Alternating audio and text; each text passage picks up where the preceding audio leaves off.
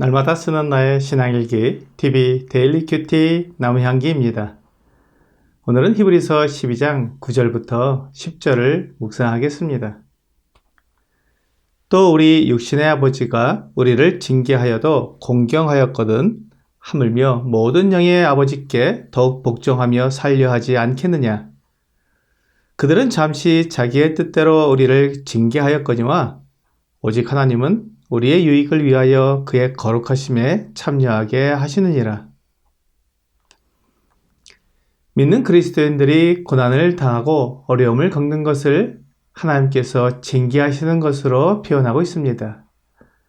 징계는 잘못에 대한 벌이라고 생각이 드는 용어입니다. 그래서 징계라는 표현보다는 훈계라는 표현이 더 낫다고 생각이 듭니다. 이것은 부모가 자녀를 양육할 때 꼭 잘못을 해서 벌을 하는 것보다는 모든 면에서 올바로 생활하도록 가르치고 바로잡는 것을 말하기 때문입니다. 하나님은 부모에게 자녀를 잘 양육하도록 맡기셨습니다. 잠언 22장 6절은 마땅히 행할 길을 아이에게 가르치라. 그리하면 늙어도 그것을 떠나지 아니하리라 라고 말씀하고 있습니다.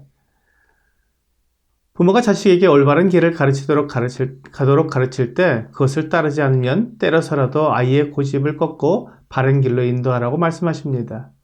잠언 29장 15절입니다. 채찍과 꾸지람이 지혜를 주거늘 임의로 행하게 버려둔 자식은 어미를 욕되게 하느니라. 성경은 어려서 이러한 그 자녀 교육에 실패한 예를 담고 있습니다.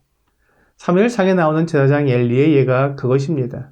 사무엘상 2장 29절은 너희는 어찌하여 내가 내쳐서서 명령한 내 제물과 예물을 밟으며 내 아들들을 나보다 더 중히 여겨 내 백성 이스라엘이 드리는 가장 좋은 것으로 너희들을 살찌게 하느냐라고 말씀하고 있습니다. 엘리의 두 아들 홈리와 비느하스가 제사장으로 섬기면서 여호와의 제사를 멸시했습니다. 사람들이 제물을 가지고 와서 제사를 드리고 나면 그 제물 중에서 제사장의 몫이 있고 제물을 드리는 사람의 몫이 있었습니다. 그것은 모세의 율법에 기록되어 있습니다. 그러나 홈리와 비느하스는 그것을 무시하고 사원을 보내 고기를 삶을 때 쇠살 갈고리로 냄비에나 솥에나 찔러 넣어서 갈고리에 걸려 나오는 것을 제사장 몫으로 삼았습니다. 또한 제물에 기름을 태우기 전에 미리 삶지 않은 날고기를 달라고 하면서 억지로 빼앗기도 했습니다. 이러한 모습은 하나님께서 정해주신 제사의 규례를 무시하는 것이며 그들의 생각에 하나님이 없다는 것을 보여주는 것입니다. 하나님을 죽은 우상과 같이 생각하고 제사를 하나의 형식으로 생각했기 때문에 이런 행동이 나오는 것입니다. 그만큼 엘리나 엘리의 두 아들들의 영적 상태가 타락했음을 보여주는 것입니다. 엘리의 두 아들의 악한 행동은 여기에서 끝나지 않고 회막 문에서 수정되는 여인들과 동침하기도 했습니다. 그들의 악행에 대한 소문이 그 아버지 엘리에게 들렸습니다.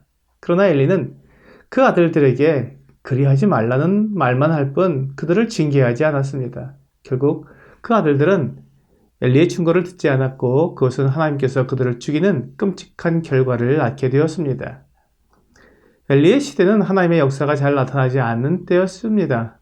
하나님은 그 두 아들이 한날에 죽게 될 텐데 그것이 하나님께서 그들을 징벌하시는 표징이라고 말씀하셨습니다. 사람이 죽는 것은 일반적으로 일어나는 일이지만 형제가 한날에 죽는 것은 매우 드문 일입니다. 이 일을 통해 하나님께서 이 세상에서 일어나는 일들을 다 보고 계시고 알고 계시며 그들을 심판하시는 분이심을 나타내신 것입니다. 하나님이 계시며 심판하시는 분임을 믿도록 자녀를 양육해야 합니다. 오늘 본문에서 육신의 아버지가 자식들을 바로잡기 위해 징계를 할 때 자식들은 그것이 자기들을 위한 것임을 알기에 아버지를 공경한다고 말씀하고 있습니다. 그렇지만 육신의 아버지가 무엇이 옳으며 무엇이 그른지 정확하게 다 아는 것은 아닙니다. 그들이 알고 있는 것 중에는 옳지 않은 것도 있을 것입니다. 이것이 인간 부모의 한계입니다. 모든 진리를 알지 못하고 모든 상황을 다 알지 못하기에 자식을 진리로 인도하지 못할 수도 있는 것입니다. 그렇지만 자식들은 그 부모를 존경하고 사랑합니다. 부모의 마음을 알기 때문입니다. 이와 같이 하나님도 그 사랑하는 자를 징계합니다. 하나님은 진리의 하나님이시기 때문에 진리로 인도하십니다. 하나님은 모든 상황을 다 아시기 때문에 오해하거나 실수하지 않으십니다. 그래서 우리를 징계하실 때 그것은 완전한 것이고 결코 억울하거나 잘못된 것이 없습니다. 그러므로 하나님의 징계를 하나님의 사랑으로 이해할 수 있습니다. 더욱이 하나님이 우리를 징계하시는 목적은 오직 하나님은 우리의 유익을 위하여 그의 거룩하심에 참여하게 하시느니라 라고 말씀하시는 것처럼 우리를 거룩하게 하시는 것이 목적입니다.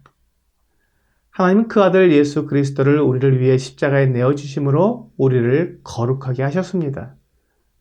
골로새서 1장 21절과 22절은 전에 악한 행실로 멀리 떠나 마음으로 원수가 되었던 너희를 이제는 그의 육체의 죽음으로 말미암아 화목하게 하사 너희를 거룩하고 흠없고 책망할 것이 없는 자로 그 앞에 세우고자 하셨으니 라고 말씀하고 있습니다. 이것이 하나님의 마음입니다. 하나님은 우리를 괴롭히고 징벌하기 위해 우리를 고난 가운데 두실 것이 아닙니다. 그 고난을 통해 모든 더러운 것과 악한 것을 다 제하여서 우리를 거룩하게 하시려는 것입니다. 이사야 1장 22절은 내 은은 찌꺼기가 되었고 내 포도주에는 물이 섞였도다 라고 말씀하시면서 이스라엘 백성들이 거룩하지 못함을 지적하셨습니다. 그리고 그 찌꺼기와 혼자물을 제거해 버리겠다고 말씀하십니다. 25절입니다.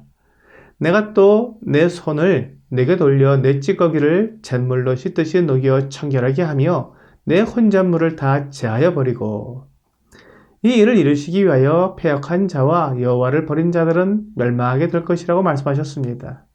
하나님은 구약 시대에나 신약 시대에나 하나님께 속한 사람들이 거룩하게 되도록 그 더러운 것과 악한 것을 제하여 버리십니다. 이렇게 하기 위해 고난이 필요한 것입니다.